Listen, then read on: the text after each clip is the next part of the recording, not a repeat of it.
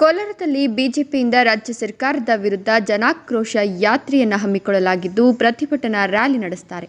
ಬೆಳಗ್ಗೆ 10:30ಕ್ಕೆ ಕೋಲಾರ ನಗರದ ಗಾಂಧಿ ವನದಿಂದ ಪ್ರತಿಭಟನಾ ರ್ಯಾಲಿ ಆರಂಭವಾಗಲಿದ್ದು ಜನಾಕ್ರೋಶ ಯಾತ್ರೆಯಲ್ಲಿ ಬಿಜೆಪಿ ರಾಜ್ಯಾಧ್ಯಕ್ಷ ಬಿವೈ ವಿಜಯೇಂದ್ರ, ವಿಪಕ್ಷ ನಾಯಕ ಆರ್ ಅಶೋಕ್, ಸಿಟಿ ರವಿ ಸೇರಿದಂತೆ ಬಿಜೆಪಿ ಪ್ರಮುಖ ನಾಯಕರು ಭಾಗಿಯಾಗಲಿದ್ದಾರೆ.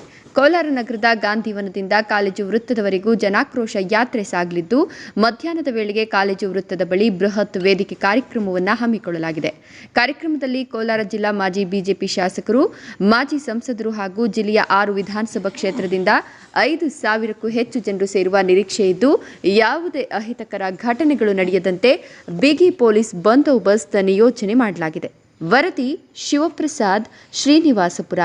ಕರ್ನಾಟಕ ರಾಜ್ಯದಲ್ಲಿ ನಡೀತಾ ಇರತಕ್ಕಂಥ ಜನಾಕ್ರೋಶ ಯಾತ್ರೆ ನಾಳೆ ನಮ್ಮ ಕೋಲಾರ ನಗರದಲ್ಲಿ ಸುಮಾರು 10,000ಕ್ಕೂ ಹೆಚ್ಚು ನಮ್ಮ ಬಿಜೆಪಿ ಕಾರ್ಯಕರ್ತರು, ಈ ಭ್ರಷ್ಟ ಕಾಂಗ್ರೆಸ್ ಸರ್ಕಾರದ ವಿರುದ್ಧವಾಗಿರ್ತಕ್ಕಂಥ ಸಾರ್ವಜನಿಕ ಬಂಧುಗಳು ಬಂದು ಈ ಕಾರ್ಯಕ್ರಮವನ್ನು ಯಶಸ್ವಿ ಮಾಡೋದಕ್ಕೆ ಬರ್ತಾ ಇದ್ದಾರೆ. ಇದಕ್ಕೆ ನಮ್ಮ ರಾಜ್ಯದ ಅಧ್ಯಕ್ಷರಾದಂಥ ಬಿವೈ ವಿಜೇಂದ್ರ ಅವರು, ಆರ್ ಅಶೋಕ್ ಅಣ್ಣವರು, ಛಲವಾದಿ ನಾರಾಯಣಸ್ವಾಮಣ್ಣವರು, ಅಶ್ವಥ್ ನಾರಾಯಣವರು, ಸಿಟಿ ರವಿ ಅವರು, ನಮ್ಮ ಸುನೀಲ್ ಕುಮಾರ್ ಅವರು, ಆಮೇಲೆ ನಮ್ಮ MLCಗಳಾದಂಥ ಮುಖ್ಯ ಸಚೇತಕರಾದಂಥ ರವಿಕುಮಾರ್ ಅವರು, ಅದಾದಮೇಲೆ ಎಲ್ಲ ಹಿರಿಯ ಬೈರ್ತಿ ಬಸವರಾಜಣ್ಣವರು, ನಮ್ಮ ಶ್ರೀರಾಮುಲವರು, ನಮ್ಮ ಕಾರಜೋಳ ಅವರು, ಎಲ್ಲರೂ ನೂರಾರು ಸಂಖ್ಯೆಯಲ್ಲಿ ಎಲ್ಲ ನಮ್ಮ ಪ್ರಮುಖ ಮುಖಂಡರುಗಳು ಬಂದು, ನಾಯಕರುಗಳು ಬಂದು ಇದರಲ್ಲಿ ಭಾಗವಹಿಸಿ ಈ ಭ್ರಷ್ಟ ಕಾಂಗ್ರೆಸ್ ಸರ್ಕಾರದ ವಿರುದ್ಧವಾಗಿ ಈ ಕರ್ನಾಟಕ ರಾಜ್ಯದಲ್ಲಿ ನಡೀತಾ ಇರತಕ್ಕಂಥ ಅನ್ಯಾಯ, ಬೆಲೆ ಏರಿಕೆ ಮತ್ತು ಭ್ರಷ್ಟಾಚಾರದ ವಿರುದ್ಧವಾಗಿ ಈ ಕಾಂಗ್ರೆಸ್ ಸರ್ಕಾರವನ್ನು ಕಿತ್ತೊಗೆಯವರೆಗೂ ನಿರಂತರವಾಗಿ ಈ ಜನಾಕ್ರೋಶ ಯಾತ್ರೆ ಮಾಡ್ತಾ ಇರಬೇಕು ಅಂತ ಹೇಳಿ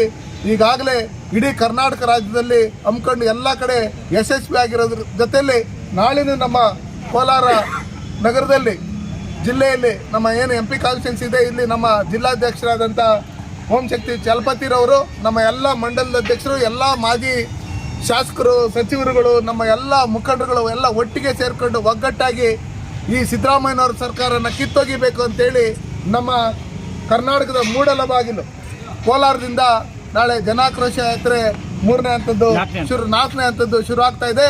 ಅದಕ್ಕೆ ಸಾರ್ವಜನಿಕ ಬಂಧುಗಳು ಬಂದು ಇದರಲ್ಲಿ ಭಾಗವಹಿಸಿ ಕಾರ್ಯಕ್ರಮನ ಯಶಸ್ವಿ ಮಾಡಿಕೊಡ್ಬೇಕಂತೇಳಿ ನಾನು ಮನವಿ ಮಾಡ್ಕೊತೀನಿ.